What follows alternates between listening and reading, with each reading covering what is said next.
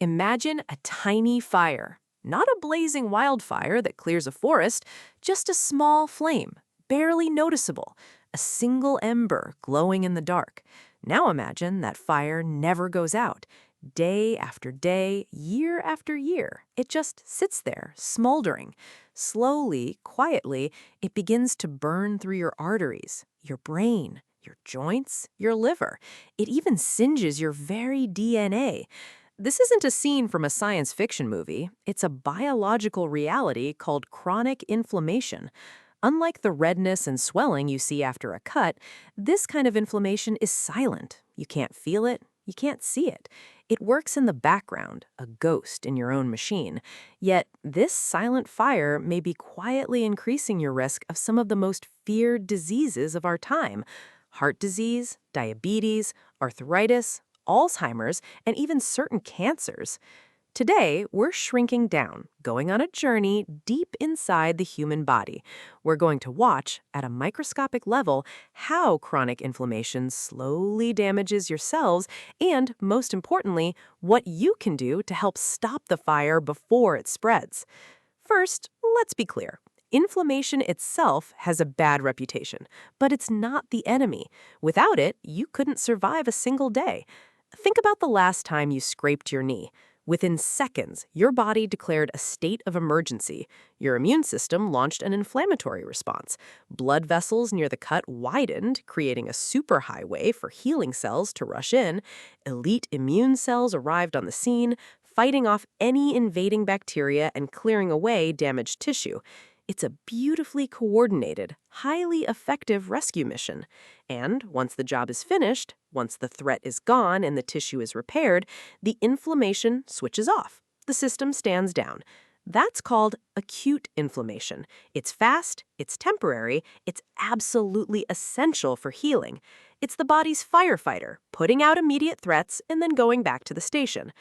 But what happens when the firefighter never goes back to the station? What if the alarm bell never stops ringing? This is where the problem begins.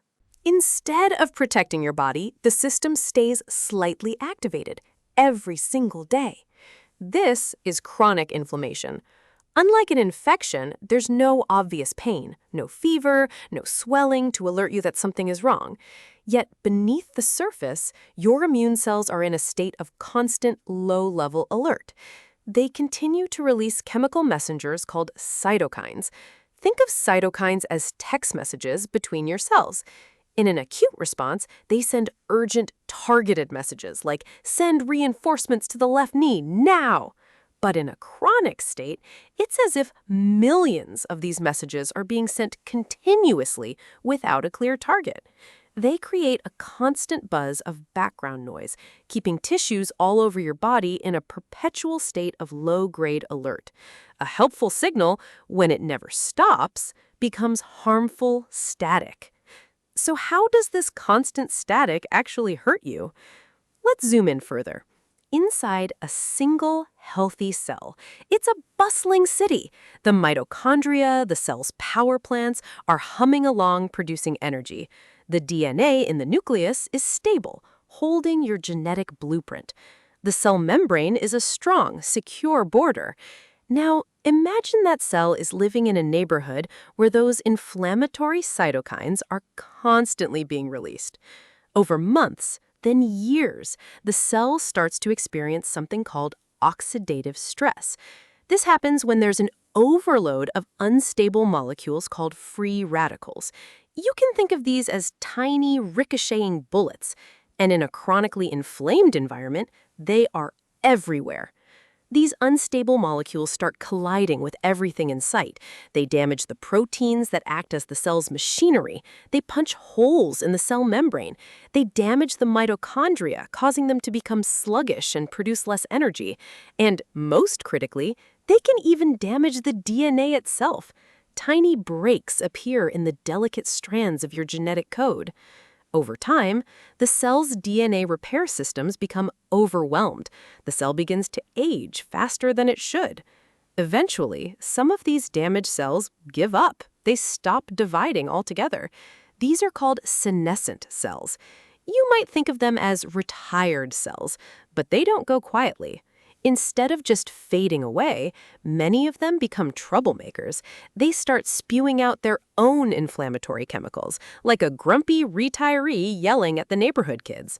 This encourages nearby healthy cells to become damaged and senescent too. One aging, inflamed cell can influence many others, spreading the fire from one house to the next. When this cellular damage happens on a massive scale, over decades, it affects your entire body. In your arteries, chronic inflammation helps build the atherosclerotic plaques that can lead to a heart attack. In your brain, the immune cells, called microglia, can stay activated for years. This chronic neuroinflammation is now believed to contribute to cognitive decline and neurodegenerative diseases like Alzheimer's. In your pancreas, inflammation can make your cells resistant to insulin, paving the way for type 2 diabetes. In your joints, it gradually wears away cartilage. In your liver, it's linked to fatty liver disease. The fire, which started as a microscopic spark, can eventually threaten the entire system. So what's fueling this fire? What keeps it smoldering for years? Often, it's not one single thing. It's the slow accumulation of many small influences from our modern lives. A diet high in ultra-processed foods, sugary drinks, and refined carbohydrates can promote inflammation. Smoking is like pouring gasoline on the fire, damaging tissues and cranking up inflammatory activity body-wide. Long periods of physical inactivity are also linked to higher levels of inflammatory markers. Consistently poor sleep disrupts your immune system's regulation. Chronic psychological stress alters hormone signals that can fan the flames. And excess body fat, particularly around the abdomen, isn't just stored energy. It's an active factory, producing its own inflammatory molecules. Each of these factors adds another log to the slow-burning fire. But here is the encouraging news. While you can't eliminate all inflammation, your lifestyle choices have a profound power to support a healthier, more balanced immune response. You can help turn down the heat. It starts with your plate. Build your meals around whole foods: vegetables, fruits, legumes, nuts, seeds, fish, and whole grains. These are packed with anti-inflammatory compounds. Move your body. Aim for at least 150 minutes of moderate activity a week. Regular exercise is one of the most effective ways to support immune balance. Prioritize sleep. Most adults need 7 to 9 hours of quality sleep for their bodies to repair and regulate.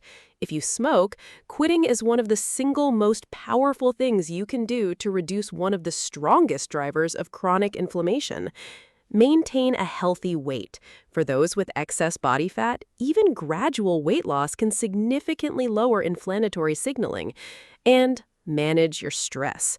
Find what works for you, whether it's mindfulness, connecting with friends, spending time in nature, or exercise. Chronic inflammation isn't a disease you catch overnight. It's a slow-burning process. But your cells are constantly listening. They are adapting to the messages you send them.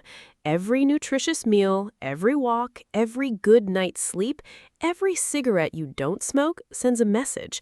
It's a message that supports repair instead of damage. It's a message that tells the fire to die down.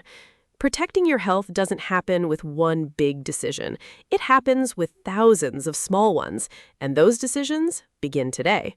If you enjoyed this microscopic journey inside the human body, subscribe to CellWise Health, where science meets everyday health.